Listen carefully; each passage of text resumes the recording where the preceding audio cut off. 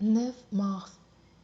Nombres, chapitre 11, verset 24 à chapitre 13, verset 33. Moi sorti rapporta au peuple les paroles de l'Éternel, puis il rassembla 70 hommes choisis parmi leurs responsables et les plaça autour de la tente.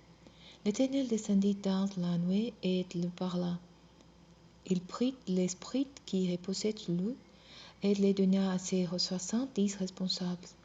Quand l'esprit se fut posé sur eux, ils se mirent à parler sous son inspiration, comme des prophètes. C'est l'unique fois que cela leur arriva. L'esprit vint également demeurer sur 2 hommes qui se trouvaient dans le camp, et qui s'appelaient Eldad et Médad. L'esprit vint reposer sur eux, car ils figuraient parmi les inscrits, bien qu'ils ne se soient pas rendus à leur tente.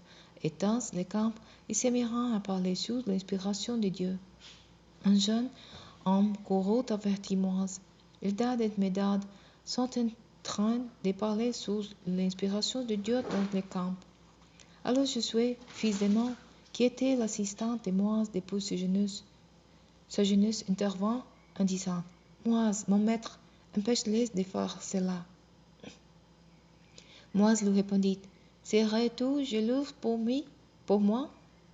Que l'Éternel, au contraire, accorde son esprit à tous les membres de son peuple pour qu'ils deviennent tous les prophètes. Pour Moïse regagna le camp avec les responsables d'Israël. Un vent envoyé par l'Éternel entraîna des raies par-dessus les mers et les fit s'abattre autour du camp sur un rayon d'une journée de marche. Elles recouvrirent les sols jusqu'à 1 mètre de hauteur. Le peuple fut debout toute cette journée et toute la nuit, et encore tout le lendemain, pour ramasser l'escalade. Personne n'en prit moins d'un mouton. Ils les étalèrent tout autour du camp. Ils avaient encore la viande à la bouche quand la colère de l'Éternel éclata contre le peuple, et il les frappa d'une grave épidémie. On appela cet endroit Kibrot-Hattaava, tombeau de la convoitise, car c'est là qu'on enterra beaucoup de gens qui avaient cédé à la convoitise. De Kibrot-Hattaava, le peuple se mit en marche pour Hatzeroth, où il s'installa. Moïse avait épousé une femme couchite. Miriam et Aaron se mirent à les critiquer à cause de cela. Et ils dirent: Est-ce seulement par l'intermédiaire de Moïse que l'Éternel a parlé? N'est-ce pas aussi par notre intermédiaire? L'Éternel entendit cela. Oh, Moïse était un homme très humble, plus que tout autre homme sur la terre. Alors l'Éternel ordonna soudainement à Moïse, Aaron et à Miriam: Rendez-vous tous les 3 à la tente de la rencontre. Ils y allèrent. L'Éternel descendit dans la colonne de nuée et se tint à l'entrée de la tente. Il appela Aaron et Miriam et tous 12 avanceront. Il dit: Écoutez bien ce que je vous en dirai.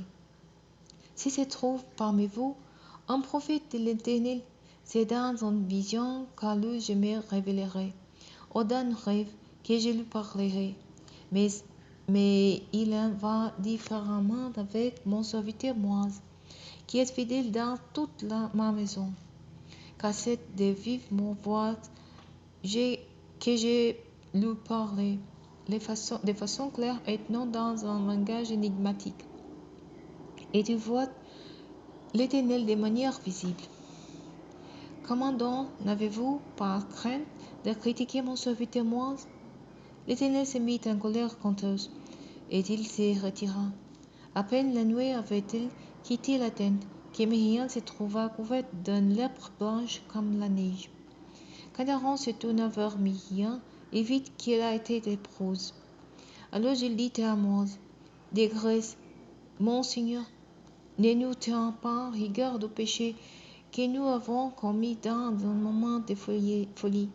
Ah, que notre sœur n'y sois pas comme l'enfant mort-né dont la moitié du corps se trouve déjà en état de putréfaction au moment de sa naissance. Moi, implora l'Éternel, ô Dieu, je t'en prie, guéris-la. Mais l'Éternel lui répondit, si son père lui avait craché au visage, n'emporterait-il pas la honte pendant 7 jours? Qu'elle soit exclue du camp pendant 7 jours, après quoi elle sera réadmise parmi vous. Miriam fut donc exclue du camp pour 7 jours, et le peuple ne leva le camp que lorsqu'il y eut été réintégré. Après cela, ils quittèrent Hatzeroth et campèrent dans le désert des Paran. L'Éternel parla à Moïse et dit, envoyez des hommes, un de chaque tribu, choisis parmi les chefs, pour explorer les pays de Canaan que je donne aux Israélites. Moïse envoya des hommes depuis le désert des Paran, comme l'Éternel lui avait demandé. C'était un tour des chefs des Israélites. Voici leurs noms. Pour la tribu de Ruben, Shamoua, fils d'Esakou. Pour la tribu de Simeon, Saphath, fils de Hodi. Pour la tribu de Juda, Caleb, fils de Jephné. Pour la tribu d'Issachar, Yigel, fils de Joseph. Pour la tribu d'Ephraïm, Osée, fils de Non. Pour la tribu de Benjamin, Poti, fils de Raphou. Pour la tribu de Zabulon, Gédil, fils de Sodi. Pour la tribu de Joseph, c'est-à-dire celle de Manassé, Gadi, fils de Sosi. Pour la tribu de Dan, Amiel, fils de Gemali. Pour la tribu de Zer, Sétour, fils de Michaël. Pour la tribu de Nephtali, Nabi, fils de Vossi. Pour la tribu de Gad, Geuel, fils de Maki. Ce sont les noms des hommes que Moïse envoya pour explorer les pays. Moïse donna à Osée, fils de Non, le nom de Josué. Moïse l'envoya donc pour reconnaître les pays de Canaan et leur disant, passez par le Negev, gagnez la région montagneuse et examinez les pays. Voyez comment il se présente et quel peuple l'habite. Observez s'il est fort ou faible, nombreux ou peu. Voyez de quel genre est le pays où il habite, s'il est bon ou mauvais, et comment sont les villes, s'ils sont ouvertes ou fortifiées. La terre est-elle fertile ou pauvre? Y trouve-t-on des arbres ou non? Ayez du courage et rapportez des fruits de paix. C'était en fait l'époque des premiers récits. Ainsi, ces hommes pratiqueront et exploreront l'espèce depuis le désert de Tsin jusqu'à Rehob, près les Lebo Hamad. Ils monteront dans le Negev et parvirent à Hébron où vivaient les familles d'Aïma, de Sésaï et de Talmaï, descendants de Nak. Hébron avait été fondé 7 ans avant Tanis en Égypte. Arrivés dans la vallée de Sukkot, ils coupèrent un serment des vignes portant une grappe de raisin si lourde qu'ils durent la porter à 2 au moyen d'une perche. Ils prirent aussi des grenades et des figues. C'est depuis lors qu'on a nommé ces lieux la vallée des Scoles de la grappe, en souvenir de la grappe des raisins que les Israélites y avaient coupés. Au bout de 40 jours, ils feront des retours de leur exploration du pays. Ils virent trouver Moïse et Aaron et toute la communauté des Israélites dans le désert des Paran à Kadesh. Ils leur rendirent compte de leur expédition et leur montrèrent les fruits du pays. Aussi, les rapports qu'ils feront à Moïse. Nous sommes arrivés dans le pays où tu nous as envoyés. Oui, c'est vraiment un pays ruisselant de lait et de miel. Et en voici les fruits. Seulement, le peuple qui l'habite est terriblement fort.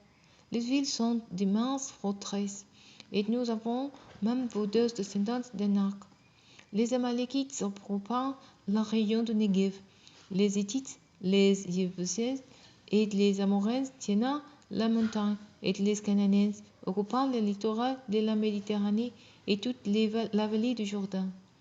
Alors que les essayait de faire taire le peuple qui commença à s'en prendre à Moïse, il lui dit: Allons-y, faisons la conquête des épées, car nous en sommes vraiment capables.